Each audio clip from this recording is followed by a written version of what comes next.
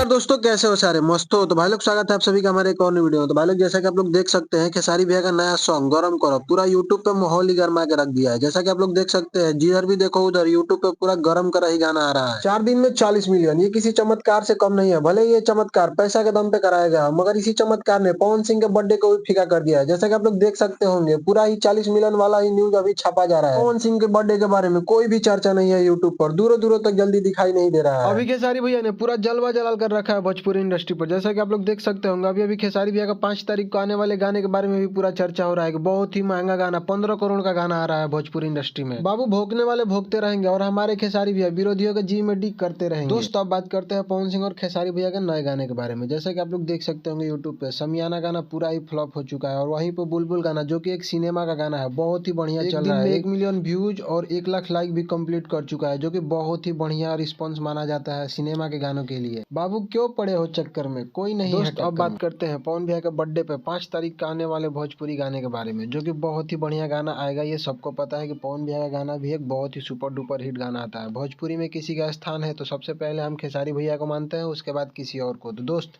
तो दोस्त इंतजार करिए 5 तारीख का। अपने दोनों ही सिंगर का गाना आएगा, अपने दोनों ही स्टार का गाना आएगा, अपने दोनों ही बवाल और सुपर डुपर हिट भाइयों का गाना आएगा जो कि हम सब देखने के लिए बेकरार है, चैन है, बेचैन है।